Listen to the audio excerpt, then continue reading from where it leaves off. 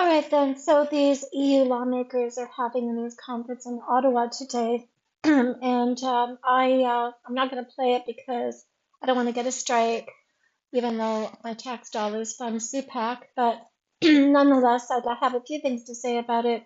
First of all, they are focusing on diversifying because they kind of tell you in the video that they are being somewhat isolated by the United States, by power politics.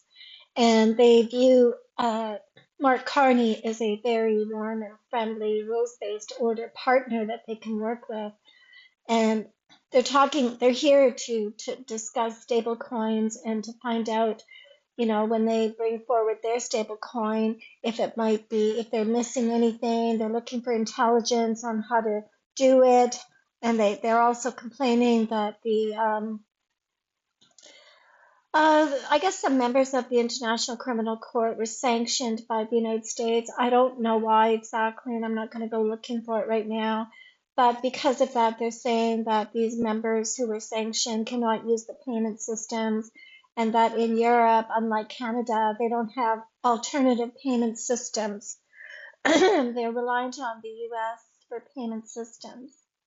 They're not happy about that, and they're not happy about the U.S. Being part of the Arctic framework, although they say that the U.S. is friendly to them in in the Arctic negotiations, which I don't think they are, but because Trump just recently posted an image of himself with, peering at Greenland from the mountains. So, so they are here and they are trying to, get into bed any way they can with Canada. And they want Canada to be on side with them with full adoption of CETA. And I think they want to literally crawl into our payment systems, perhaps. I'm not exactly sure what their plan is, but they're really very much about the rules-based order. And the rules-based order is just not going to make it. The yen carry trade is becoming too expensive. It's affecting their liquidity.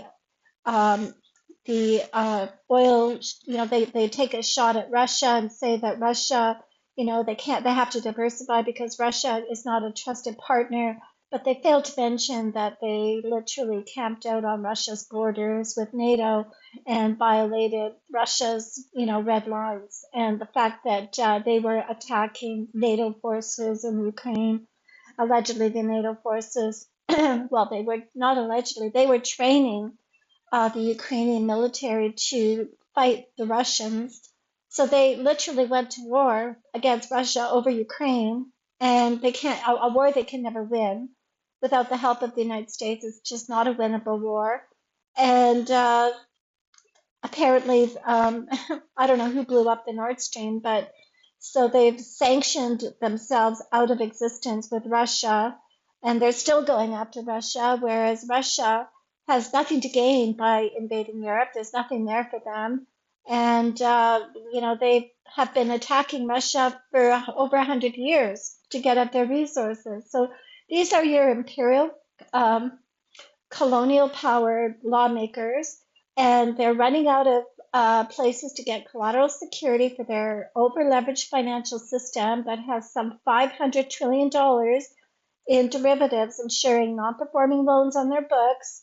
They're energy starved, and I don't really know what they bring to the table if you're bringing financial services when we're probably going to be going to a whole new payment rail system, and the fact that they're not going to have their Gulf Coast partners anymore because they're all going to have to sign that Abrahamic Accord and do all their transactions in USD, not in euro dollars, not in euros, but in USD. So that you're not going to have be able to do your Vostro credits and your little swap and shell game companies to get money and money launder out of Ukraine or out of Iran anymore. So that's drawing up for them. Venezuela's drawing up for them. Mexico's drawing up for them. And all they really have left is Canada. And here they are pushing their stupid rules-based order, and it is. I'm sorry, but it is because it's basically nothing more than a racketeering based on a fraud